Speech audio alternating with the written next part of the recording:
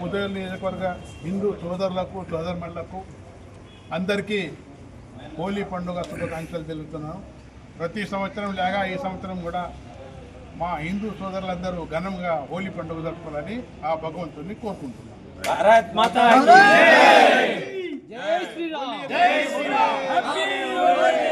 హోలీ రే Holi! Happy Holi! Holi రే Holi! Happy Holi! రంగ్ రే రంగ్! భగవాన్! Happy Holi! Holi రే Holi! Happy Holi! Holi రే Holi! Happy Holi! రంగ్ రే రంగ్!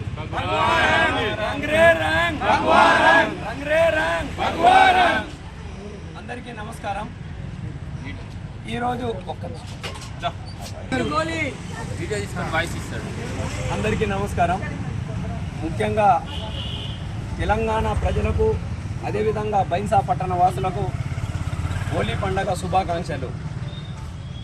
ఏదైతే ఈ హోలీ పండుగ హిందువుల యొక్క సాంప్రదాయమైన పండుగ, కానీ కొన్ని రాజకీయ పార్టీలు మాత్రం ఎప్పుడు చూసినా ఆంక్షలు అనేటి హిందువుల పండుగల మీదే చూపిస్తున్నాయి.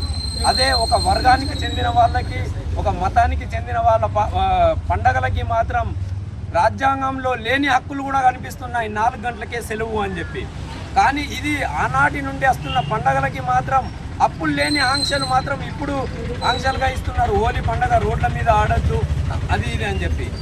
మేము ఈ ప్రభుత్వానికి ఒకటే చెప్తున్నాం, ఇది హోలీ, ఇది సెలవు దినము. ఎవరికైతే ఈ హోలీ పండుగ చూడబుద్ధి కాదో వాళ్ళు ఆ రోజు ఒకరోజు ఇంట్లో కూర్చుండాలా, కానీ రోడ్ల మీదకి వస్తే రంగు ఖచ్చితంగా పడుతుంది. కాబట్టి మన హిందూ ప్రజలకు కూడా చెప్తున్నా, ఇలాంటి ప్రభుత్వాలని రానున్న రోజుల బొందబెట్టాలా. ఇలాంటి ప్రభుత్వాలు ఎన్ని ఆంక్షలు ఇచ్చినా కానీ మన కాలి గోటితో సమానంగా చెప్పి మన పండగలు మనం సాంప్రదాయంగా జరుపుకునాలా.